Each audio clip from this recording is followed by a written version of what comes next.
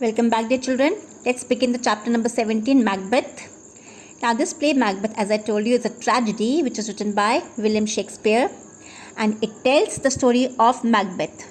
Macbeth was a great thane or lord, you can say general, in the court of Duncan. And who was Duncan? Duncan was the king of Scotland. Okay, lured by the prophecies of three witches. Now, what happens? This Macbeth gets attracted by the prophecies. Prophecies is to tell about the future. Okay, so three witches, they foretell the future, that who claim that he will become king one day. That means these three witches, they make a promise to him. Okay, they tell the future that one day he will become king, and driven by the ambition of his evil wife, Macbeth kills the good and kind King Duncan. Now what happens? Usually we can see that human beings are not satisfied with what they have. So what do? They have their, when you get to know that you are to become king one day, so what happens? You want that thing to happen as soon as possible. So what happens? The same thing happens with Macbeth. He's attracted by the prophecies of three witches. Okay, and what does he do? He doesn't have patience. He is again encouraged by his evil wife, and he kills King Duncan. Children, you should know that the three witches, they actually made three prophecies. And what was the first prophecy? They told Macbeth that he will become a general one day. So he becomes a general. Second was that he will become a king one day. Okay, and third prophecy was that Banquo's son will become kings.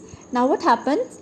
Macbeth kills the good and kind King Duncan to become a king himself. And then what does he do?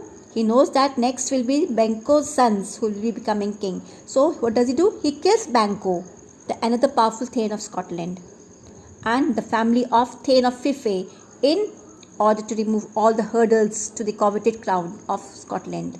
Now, remove all the hurdles refers to the obstacles. Coveted crown refers to a coveted crown or something when you desire something very eagerly. When something doesn't belong to you and you desire that thing quite eagerly, that is called coveted. So it was Macbeth who desired the crown of Scotland. So to remain the king, what does he do? He kills so many people. He kills Banquo. Okay, he also kills the full family of Thane of Fife. Okay, and he removes all the obstacles on his way to remain the king of Scotland.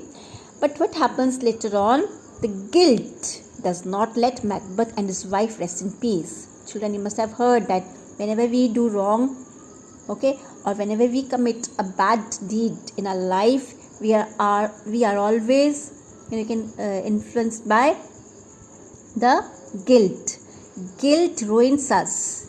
It troubles it troubles us so much that we lose our mental peace. Okay, we are never at rest. So same thing happens with Macbeth. Now first you learn that what guilt is. Guilt is when we hold ourselves responsible for doing something wrong. Okay, when you do something wrong, you're full of guilt.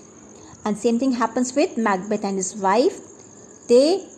Now Macbeth leaves for the forest, and what happens to Lady Macbeth? Tormented by her conscience, walks in her sleep at night. Now she gets this bad habit of walking in her sleep. You must have heard of somnambulism. This word, somnambulism, if I am correctly spelling it. Okay, this is a habit of walking in sleep. Now these are the abnormal activities she gets into, like rubbing her hands and talking to herself. Okay, she develops these kind of habits after filled up with the guilt in her heart. Right? She becomes abnormal, you can say. And here are the characters introduced. Children, in this video I'm simply going to introduce you to the scene, characters and the scene.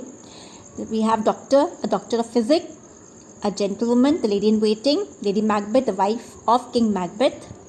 And this is scene 1. The scene is set in a castle. At the left of the stage is an open doorway. Okay, and thick curtains are hung on a window near the doorway. In front of the window is a table with some flowers. Just imagine. Okay, at the right of the stage there are few chairs around the table and few chairs around, and doctor enters with a notepad, and woman is standing in the middle of the stage. She keeps looking over her shoulder towards the open doorway. Right, this is a scene. Let's read up till here in this video. In the next video we'll continue with the next part.